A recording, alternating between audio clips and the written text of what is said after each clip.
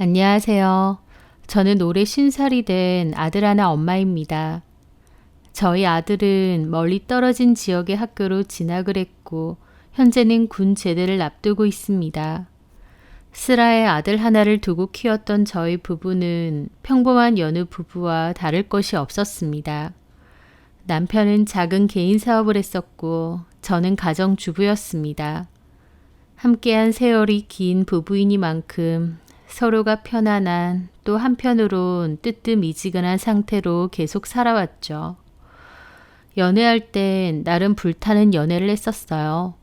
서로 좋아 죽겠다고 했었고 이 사람 아니면 안 되겠다 싶어서 결혼도 했었죠. 하지만 같이 산 지도 20년이 훌쩍 넘어가니까 그런 불타는 감정은 자연스레 없어지더군요. 대신 가족끼리의 의리, 편안함, 안정감, 그런 것들이 뜨거운 감정 대신 빼곡하게 자리를 잡았습니다. 사실 부부끼리는 사랑만큼이나 그런 것도 정말 중요하잖아요. 서로에 대한 믿음, 의리, 또 서로를 불쌍하고 가엾게 여기는 측은지심 같은 거요. 그런 마음도 일종의 사랑이 아닌가 싶기도 하고요. 그런 의미에서 저는 남편을 참 많이 사랑했습니다. 부부니까 당연한 소리였겠지만 제 인생의 마지막도 이 사람과 함께하고 싶었습니다. 함께 나이 들고 건강을 염려해주고 보살펴주며 그렇게 인생의 끝도 함께할 거라 믿었죠. 그런데 동상이몽이라고 제가 남편을 생각하는 만큼 남편은 저를 생각했던 게 아니었나 봅니다. 사건의 발단은 남편의 사무실을 갔을 때였습니다. 볼 일이 있어서 밖에 나왔다가 밥이나 같이 먹을 겸 남편 사무실로 가게 되었어요. 개인 사업을 하는 남편은 사무실에서 따로 직원 없이 혼자서 일을 했었거든요. 야외 주차장에 차를 대고 남편 사무실 건물로 걸어가던 길이었는데 마침 건물 근처에서 친구인 효정이를 만나게 되었습니다. 어머, 효정아. 효정이는 마주오던 저를 보고 몹시 놀라더군요. 어머, 진이야. 야, 여기서 만나네. 그러게. 효정이는 저의 오래된 친구입니다. 같은 지역에 살고 있고 지금도 오며 가며 왕래를 많이 하면서 친하게 지내고 있죠. 가족끼리도 자주 봤고요. 주로 다니는 동선이 비슷하긴 하지만 또 이런 데서 우연히 만나니 괜히 반갑더라고요. 너 여기 어쩐 일이야? 아, 나 여기 피부과 왔거든. 아, 너 여기 다녀? 한 번씩. 반갑다. 오늘 뭐 했는데? 보톡스라도 맞았어? 관리만 좀 했지. 너는 어디가? 나 우리 남편 사무실. 아, 맞다. 요 근처라고 했지? 바로 요 앞에 건물. 남편이랑 점심이나 먹으려고 왔지. 밥 안 먹었으면 같이 가서 먹을래? 아니야. 나 가게 들어가 봐야 돼. 그래? 아쉽다. 언제 한번 부부 동반으로 밥이라도 먹자. 그래, 좋지. 그렇게 저는 효정이와 인사를 하고 바로 남편 사무실로 들어왔습니다. 그런데 제가 들어와 보니 남편은 땀까지 뻘뻘 흘리면서 사무실 정리를 급하게 하고 있더라고요. 그러다가 제가 갑자기 들어오니 움찔 놀라는 겁니다. 당신이 웬일이야? 나 은행 볼일 왔다가 당신이랑 밥이라도 먹게. 근데 뭐해? 사무실이 너무 너저분해서 좀 치우고 있었어. 웬일이야. 아, 근데 사무실이 왜 이렇게 더워? 냄새도 영 꿉꿉하고 창문 좀 열어. 그런가?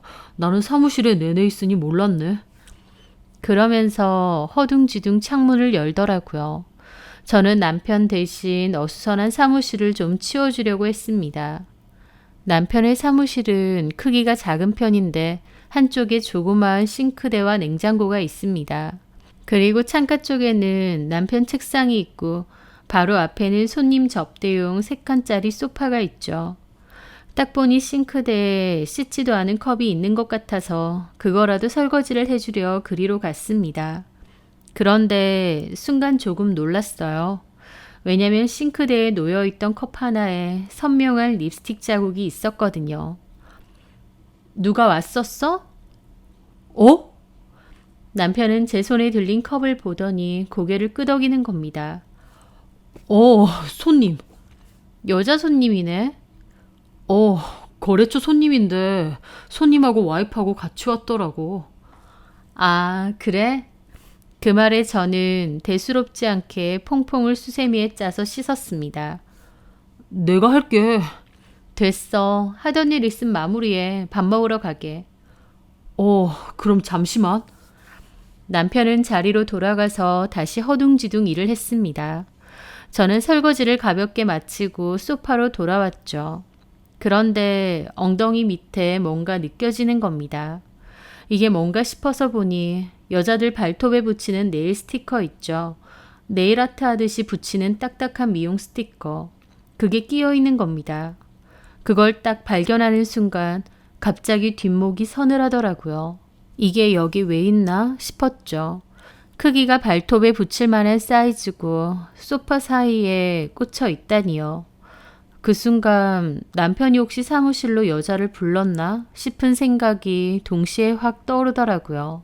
저는 이건 뭐냐고 남편한테 따져 물으려다 일단 관뒀습니다. 그리고 찝찝한 기분으로 일단 입을 닫았죠.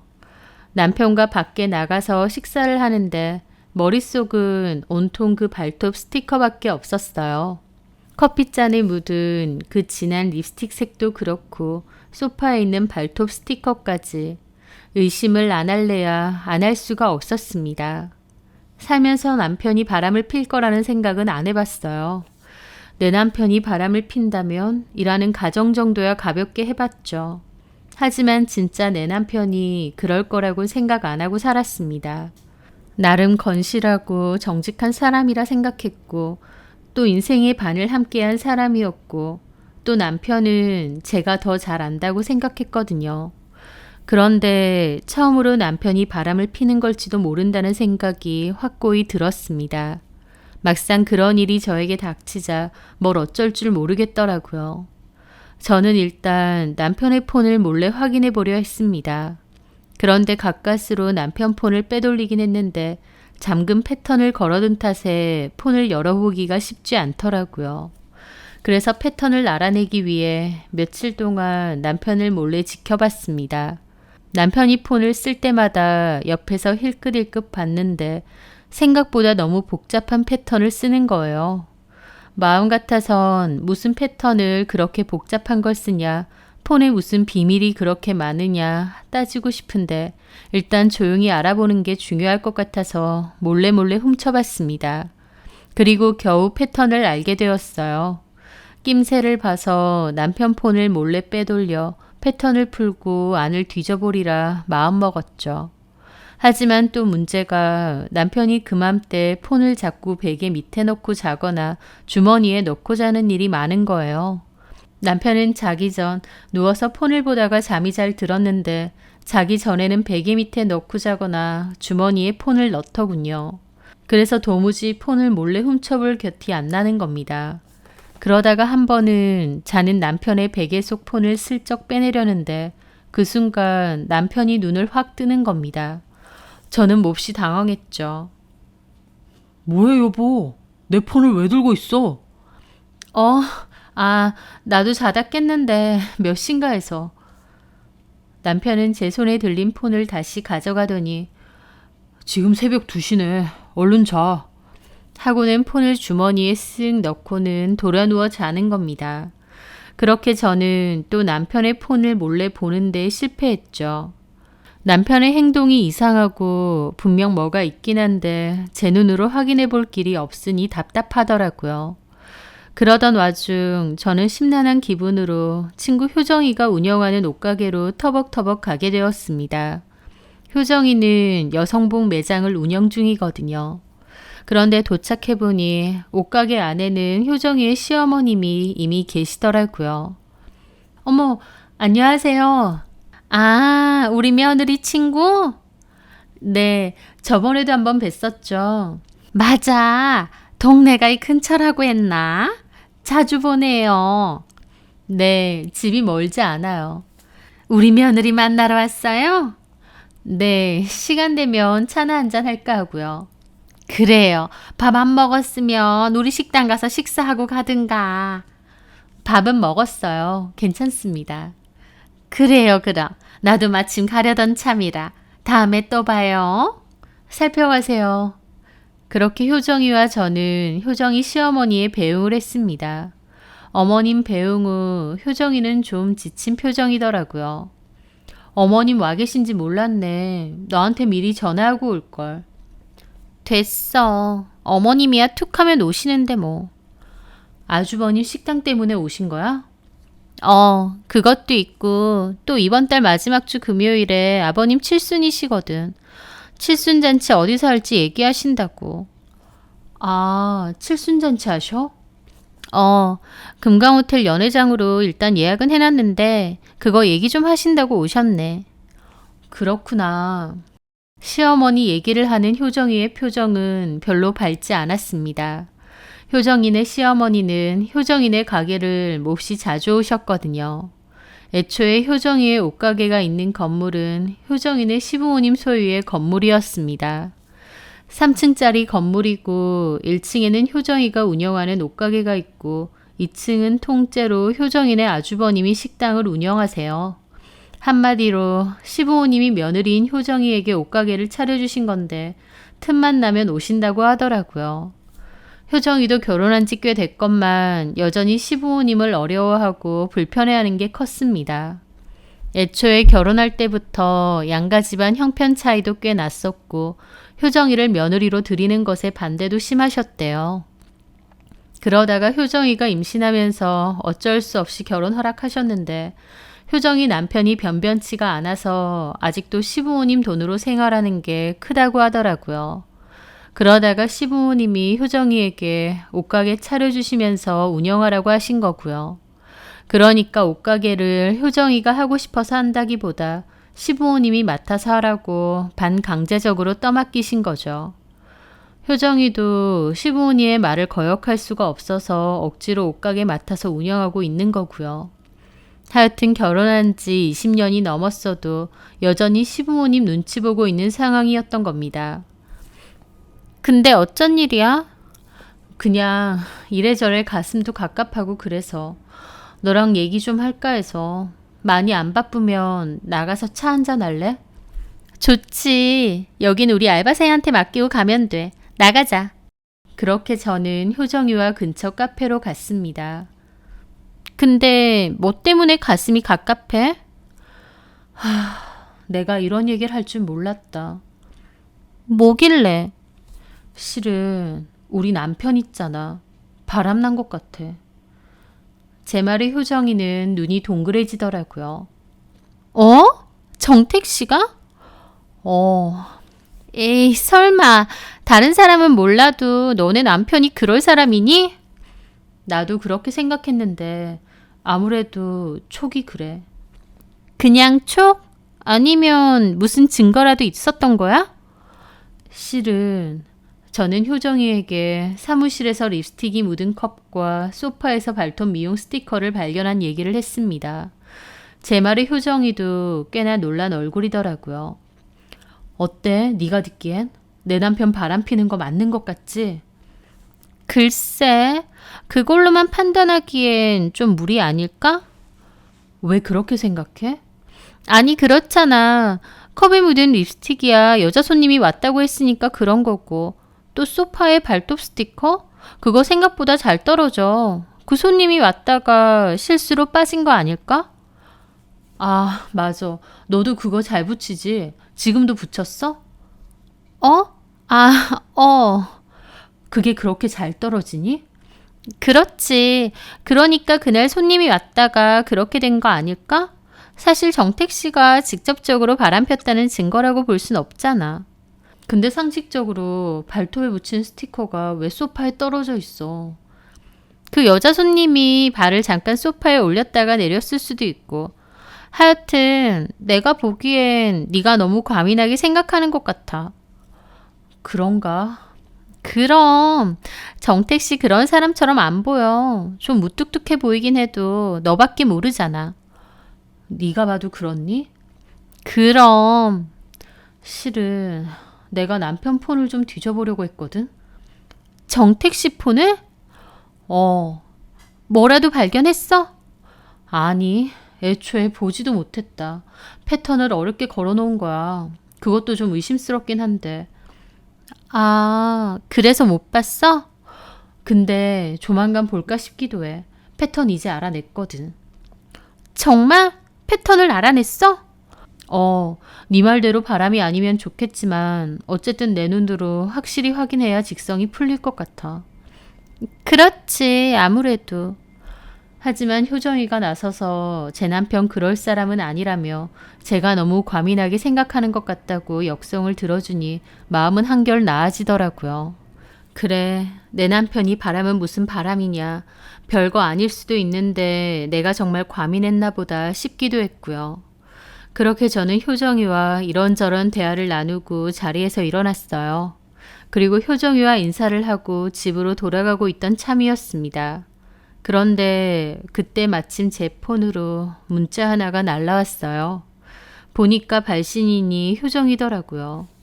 얘가 톡이 아니라 왜 갑자기 문자를 보냈지? 생각하며 문자를 확인해 봤는데 그 순간 저는 황당함을 느껴서 저도 모르게 이게 뭐야? 소리가 나오더라고요.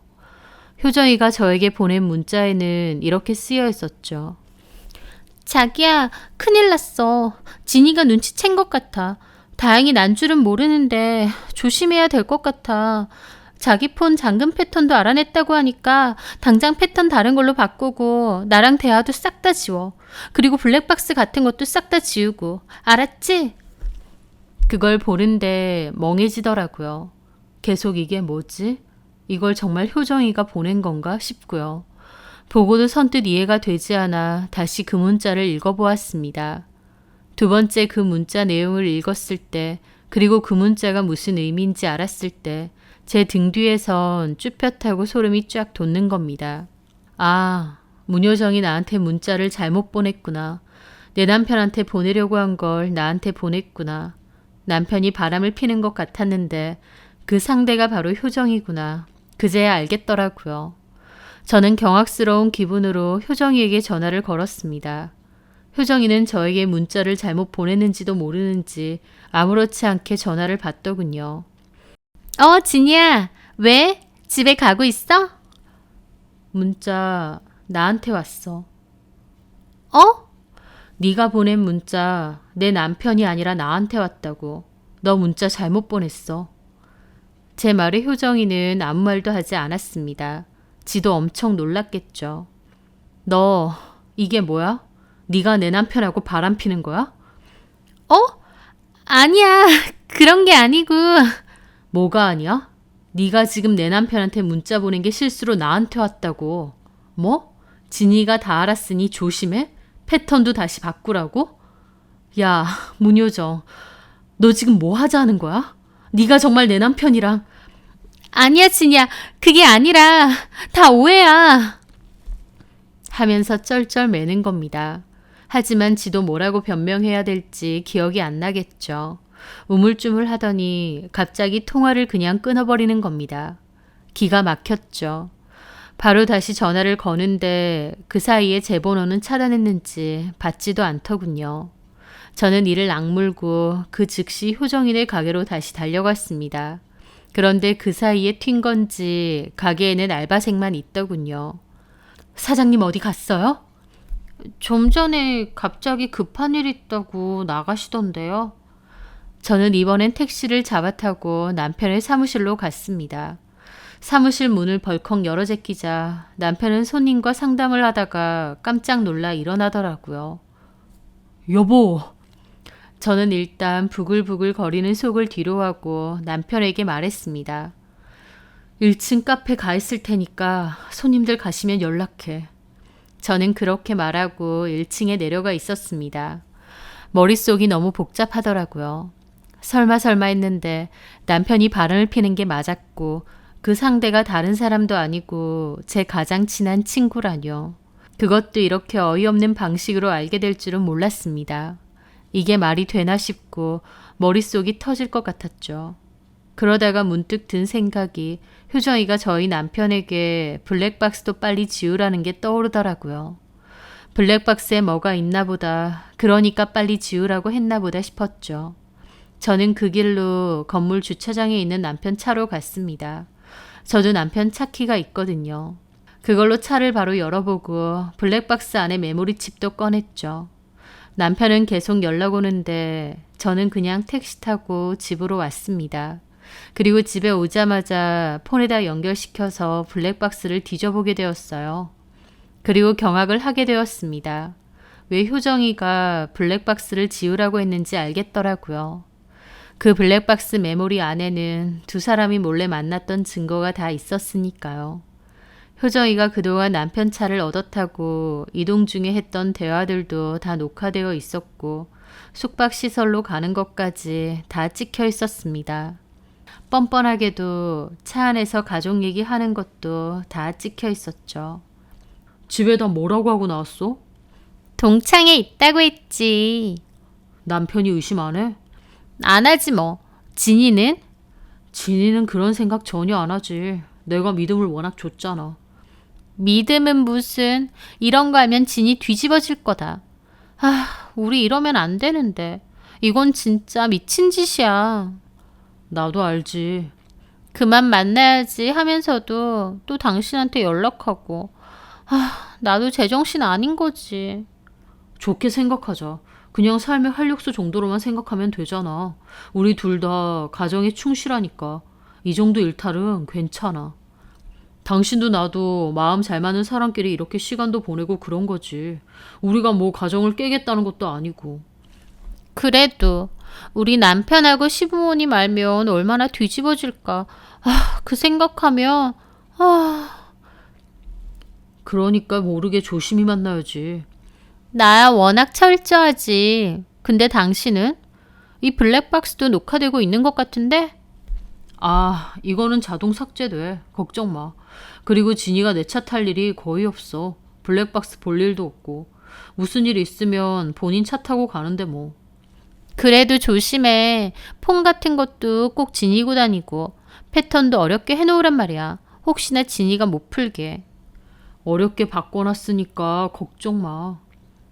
우리 시어머니 오늘도 왔다 갔어. 거의 매일 오시네. 지겨워 죽겠어 정말. 저렇게 나 못 믿고 하루가 멀다 하고 올 것 같으면 본인이 그냥 가게 운영하지. 나한테 굳이 왜 맡겨? 뻔할 뻔짜지. 능력 없는 당신 아들은 돈도 제대로 못 벌어오니까 며느리인 내가 이래서 돈 벌어오라 이거야. 며느리 노는 꼴 못 본다고. 그러니까 내가 못하겠다는데도 어거지로 옷가게 맡아서 운영하러 떠맡기고. 그래도 당신 영업 잘하더만. 우리 어머님 매출까지 검사하고 그러니까 내가 마지못해 하긴 하는데 계속하기 싫어. 진이는 좋겠다. 능력 좋은 남편이 돈 따박따박 벌어다줘서 집에서 살림만 해도 되고. 진이는 당신을 더 부러워하던데 부자 시댁에서 가게까지 해줬다고. 걔도 참 모르는 소리 한다. 말만 부자 시댁이지 따지고 오면 우리 시댁 별로 돈도 없어.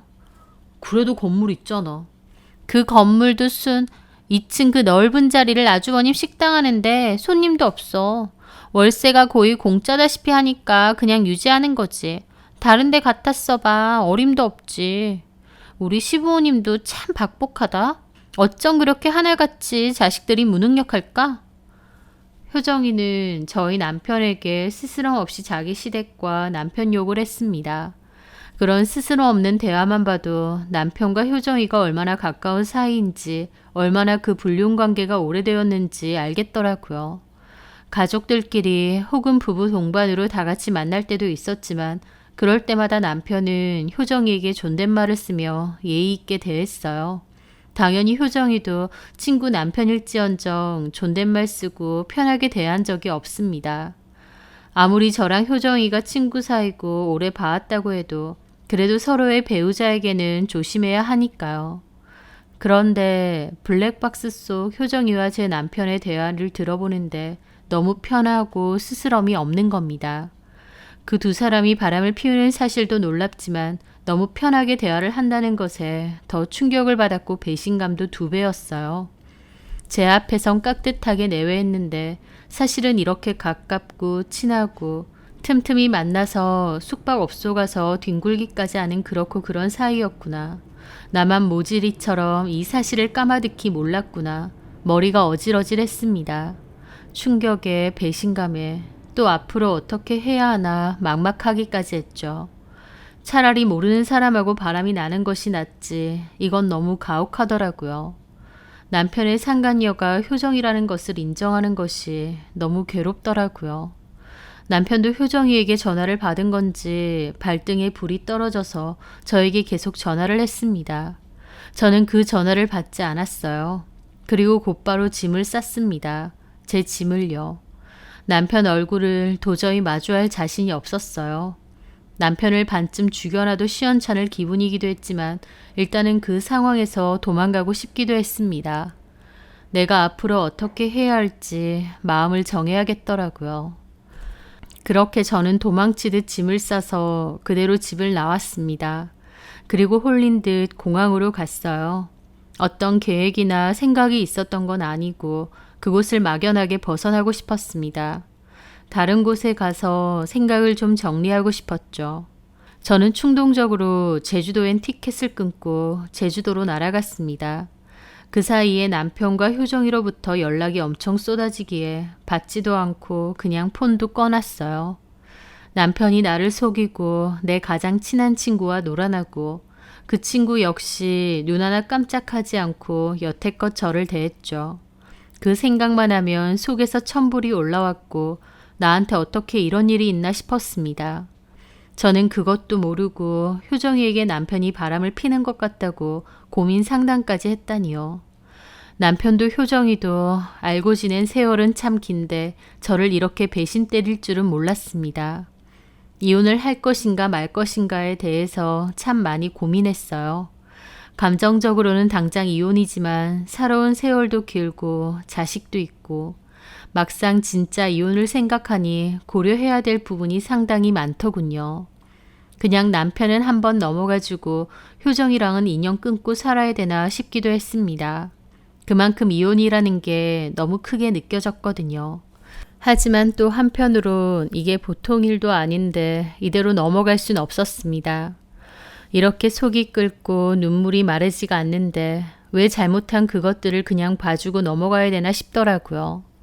몇 날 며칠 호텔에 틀어박혀 눈물로 지냈고 하루에도 12번씩 생각이 달라졌어요. 그렇게 수많은 고민 끝에 제가 내린 결정은 이혼이었습니다.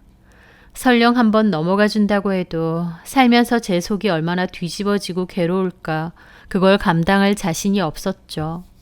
그리고 너무 분통이 터졌습니다. 이혼으로 결정은 내렸지만 그렇다고 순순히 협의 이혼해주고 싶진 않았어요. 저는 일단 남편에게는 집으로 돌아가겠다고 연락을 했습니다. 남편이 공항으로 데리러 온다고 했지만 저는 필요 없으니 알아서 가겠다고 했죠. 그렇게 저는 일단 집으로 돌아갔습니다. 남편은 저에게 미안하다고 잘못했다며 빌었어요. 자기가 머리가 어떻게 된 것 같다. 다시는 효정이와 만나지 않겠다. 우리 둘 다 이혼은 원하지 않는다. 평생 속죄하는 마음으로 살겠다 등등 정말 손이 발이 되게 빌었습니다. 하지만 저는 아무 말도 하지 않았습니다. 아직 완벽한 결정을 못 내렸으니 그저 잠자코 기다리라고 했죠. 제 마음은 이미 이혼으로 결정을 내렸지만 마지막 복수를 위해 기다렸습니다. 그리고 시간이 흘러 그날이 되었어요. 바로 효정이네 시아버지의 칠순잔치인 날이었습니다. 저는 남편에게 옷 입으라고 갈 곳이 있다고 했어요. 어디? 그냥 좋은 데서 식사나 함께 하고 싶네. 아, 그래. 가자. 어디 가고 싶은 데 있어? 뷔페. 당신 뷔페 별로 안 좋아하잖아. 스트레스도 심하고 그냥 이것저것 생각 안 하고 먹고 싶어서. 그렇게 남편과 저는 그 호텔로 갔습니다. 효정이 시아버지의 칠순잔치를 하기로 한 뷔페요. 그리고 뷔페가 있는 층수로 올라가는데 남편은 당황하더라고요. 오늘 여기서 칠순잔치가 있네. 일반 뷔페는 운영 안 하는 것 같은데? 저는 남편 말을 무시하고 주위를 둘러봤습니다. 연회장 안에는 마침 효정이의 남편이 보이더라고요. 저는 그리로 다가갔죠. 안녕하세요. 가족과 가까운 친척들만 불러서 하는 칠순잔치인데 제가 갑자기 나타나니 효정이의 남편도 놀라더군요. 안녕하세요, 진씨. 여긴 어쩐 일로? 아버님 칠순이시라면서요. 축하드려요. 효정이가 초대해서 왔어요. 우리 와이프가요? 아, 그래요? 효정이는 어디 있죠? 효정이는 친척들과 얘기를 하다가 제가 온 걸 보고 저승사자라도 본 양 얼굴이 새파랗게 질리더라고요. 저는 효정이에게 다가갔죠. 잘 지냈어? 진이야, 여긴 어쩐 일로? 어쩐 일이라니. 네가 초대했잖아. 아버님 칠순이라고. 내가 초대했다고? 그래서 우리 남편도 같이 왔는데. 그제서야 효정이는 문 쪽에 서 있는 제 남편을 보고 기함하더라고요. 저희 남편도 몹시 당황하고요. 저기 진이야, 나랑 나가서 얘기 좀 하자. 뭔데? 그냥 여기서 해. 효정이는 창백한 얼굴로 자꾸 저한테 나가서 얘기하자고 했고 저는 계속 여기서 얘기하라고 버텼죠. 그때 마침 효정이네 시부모님도 저를 알아보시고 다가오셨어요. 어머나, 우리 며느리 친구? 안녕하셨어요. 근데 여긴 어쩐 일로? 효정이가 시아버지 생신이라고 저한테도 꼭 오라고 초대하더라고요. 효정이네 시어머님도 황당한 얼굴로 효정이를 보시더군요. 그랬겠죠. 가족들끼리 하는 잔치인데 생판 남인 저를 초대했다고 하니까요. 효정이는 거의 울듯한 얼굴로 제 팔을 당기더군요. 저기 진이야, 일단 나가자니까. 왜? 여기서 해. 진이야, 제발. 저는 어머님께 그랬습니다. 아버님, 생신 축하드려요. 빈손으로 오기 뭐해서 선물도 하나 들고 왔거든요. 선물? 네. 그리고 저는 효정이 시부모님께 가방 안에서 서류봉투를 꺼내 건넸습니다. 한번 열어보세요. 효정이는 그 봉투를 보더니 질겁하더라고요. 그 봉투 겉면에는 변호사 사무실이라고 적혀 있었거든요.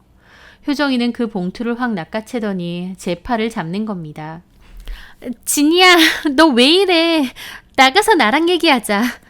너네 시어머님한테 드린 선물인데 네가 왜 뺏어? 내놔. 야, 너 진짜 이럴 거야? 저랑 효정이가 심상치 않은 대화를 하자 어머님은 뭔가 눈치를 챈 건지 효정이 손에 들린 봉투를 뺏으려고 하셨어요. 효정이는 질겁하면서 안 뺏기려고 하고요. 이게 뭔데 그래? 어머니, 아무것도 아니에요. 제발 놓으세요.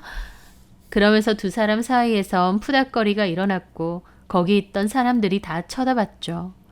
쩔쩔매던 저희 남편도 달려와서는 제 팔을 잡고 나가자고 하더라고요. 여기서 뭐 하는 거야? 따라와! 저는 그 말에 남편 귀싸대기를 날렸습니다. 거기 있는 사람들이 다 경악했죠. 그리고 저는 효정이를 노려보며 효정이 손에 들린 봉투를 확 뺏었습니다. 야, 문효정. 너 이렇게 개망신 당할 거 예상도 못하고 남의 남편이랑 그렇게 놀아놨어? 제 말에 효정이 시부모님, 효정이 남편, 거기 있는 친척분들까지 기함했습니다. 효정이도 얼굴에 핏기가 싹 가시더라고요. 나는 그것도 모르고 내 남편 바람난 것 같다고 너한테 고민 상담까지 했네. 내 가장 친한 친구인 너한테 고민 상담까지 했다고. 정작 너랑 바람난 줄도 모르고. 너나 내 남편이나 둘 다 인간이니? 도대체 언제부터야? 언제부터 둘이서 그렇고 그런 사이였는데? 제 말에 효정이는 울듯한 얼굴로 제발 나가서 얘기하라고 하더군요. 싫어. 쪽팔린 건 알아? 너랑 내 남편 바람피는 사이인 거 알고 내 심정이 오죽했는지 알아? 얼마나 비참하고 괴로웠는지 아냐고. 나쁜 년. 그 말에 효정이 시어머니도 분노에 차서 효정이를 노려보더라고요. 너 이게 다 무슨 말이야? 너 친구 남편이랑 바람 폈니? 어머니, 말해봐! 효정이는 어쩔 줄 몰라 하며 대답을 못했고 그 순간 효정이의 시어머니가 효정이 머리채를 잡더니 미친 듯이 흔드는 겁니다. 효정이가 비명을 질러댔고 주변 친척들이 놀라서 달려와 뜯어 말렸죠. 하지만 효정이의 시어머니도 극도로 흥분한 상태셨습니다. 저는 그 난리를 지켜보다가 상간소송 소장이 담긴 서류봉투를 테이블 위에 올려놓고 그대로 나왔습니다. 문 앞에 서 있던 남편이 저를 노려보더라고요. 야, 이제 속 시원해? 이 난리를 치고. 그런데 그 순간 제가 올려놓은 그 소장을 빠르게 읽어보던 효정이 남편이 달려와 분기탱천하며 제 남편의 멱살을 잡았어요. 야, 이 새끼야. 네가 진짜 내 마누라랑 그랬어? 저기 일단 진정하시고요. 진정? 너 같으면 진정하겠냐? 그러더니 효정이 남편은 저희 남편 얼굴에 그대로 주먹을 꽂았습니다. 얻어터진 남편은 바닥을 뒹굴었고 그렇게 저희 남편과 효정이 남편은 뒹굴며 싸웠죠. 그렇게 삽시간에 생 난리가 난 겁니다. 저는 그 꼬라지를 보다가 그곳을 벗어났습니다. 1층으로 내려왔는데 생각보다 난리가 커진 탓에 심장이 마구 쿵쾅대고 손발이 떨려왔어요. 저한테도 너무 떨리는 일이었죠. 하지만 한편으론 꼴 좋다 싶기도 하더군요. 남편은 효정이 남편에게 얻어맞고 경찰서까지 갔다고 했습니다. 경찰서에서 저한테도 연락이 왔지만 저는 알아서 하라고 가지 않겠다고 했죠. 그 효정이도 저에게 전화를 해서는 이제 속 시원하냐고 악을 쓰는 겁니다. 참 어이없더라고요. 누가 누구한테 화가 나야 되는데 저한테 악을 쓰고 있나요? 너랑 30년 넘게 알고 지냈는데 네가 이런 인간인지 몰랐다. 도대체 언제부터야? 왜 내 남편이랑 그랬던 거야? 왜? 너 때문에 이혼당하게 생겼고 개망신 다 당했는데 네가 물어본다고 내가 다 얘기해줘야 되니? 너 진짜 뻔뻔하다. 너 때문에 나도 이혼해. 너는 네 잘못으로 이혼하지만 나는 너랑 내 남편 잘못으로 이혼하는 거야. 너 나한테 최소한 미안한 감정도 없니? 원래는 있었어. 나도 이거 미친 짓이라는 거 알고 있었고. 근데 이젠 아니야. 너 때문에 나 개망신 당했고 이혼까지 당했어. 나도 이거 그냥 못 넘어가. 네가 못 넘어가면 뭐 어쩔 건데. 하고 싶은 대로 해봐. 너 하는 꼬라지 보니까 내가 너네 시아버지 칠순잔치 뒤집어 엎은 거 아주 잘한 것 같다. 너 이렇게 난리치는 거 보니까. 나도 이제서야 속 시원해. 친구 남편하고 놀아나서 배신 때리고 이혼시키고 너는 무사할 줄 알았니? 그 정도로 끝낸 걸 고맙게 생각해. 뭐가 어째? 그날 소장 받겠지만 나 너랑 내 남편 상대로 상간소송도 진행할 거야. 너 같은 못된 년한테는 절대 선처해줄 생각 없고 합의도 없어. 무조건 판결문까지 다 받아낼 거니까 그런 줄 알아. 네 마음대로 해. 내 가정 깨트려 놓고 너는 잘 먹고 잘 살 줄 아니? 나도 가만 안 있어.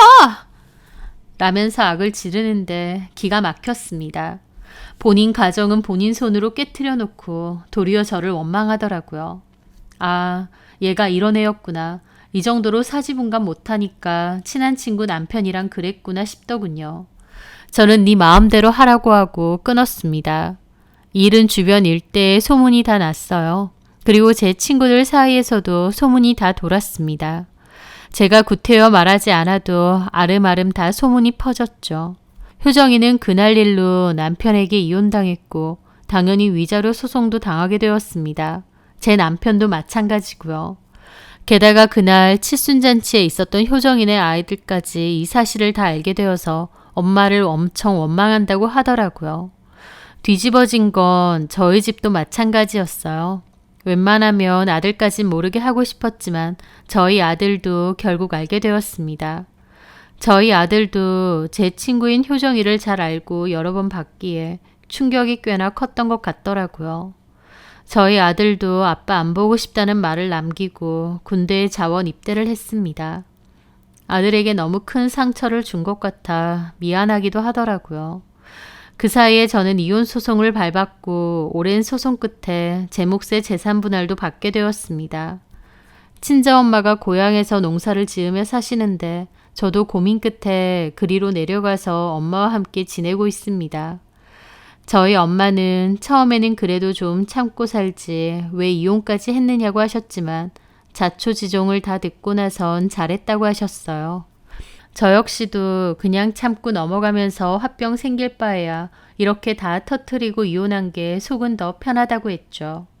엄마도 제 속이 편하면 그걸로 됐다고 하시고요. 그렇게 저는 엄마와 지내면서 농사 짓고 여유롭게 지내고 있습니다. 남편은 집 팔아서 재산 반 저에게 넘기고 작은 집을 구해서 혼자 산다고 하더군요. 남편이 하는 일도 일종의 영업직 일인데 그 소문이 일대에 다 퍼지는 바람에 꽤나 곤욕을 치렀다고 했습니다. 손님들도 많이 떨어져 나가고요. 그러든가 말든가 더 폭삭 망하지 않아서 아쉬울 따름이죠. 남편은 아직도 저에게 미안하다 잘못했다며 연락을 하는데 몽땅 다 씹었습니다. 대꾸도 안 했어요.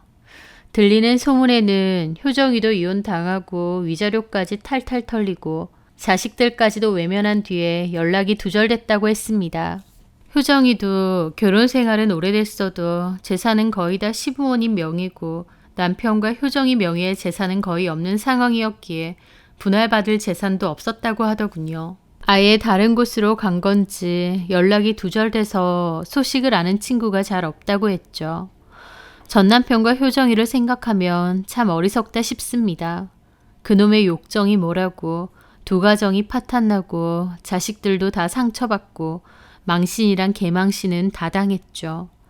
효정이도 비록 시부모님 재산일지언정 그전에는 큰 옷가게도 운영하고 여유롭게 돈 걱정 없이 살았는데 지금은 집도 절도 없이 저 모양이 되었고 저희 남편도 이혼당하고 아내와 자식까지 인연 끊고 살고 주변에 손가락질 당하며 저렇게 살게 되었으니까요.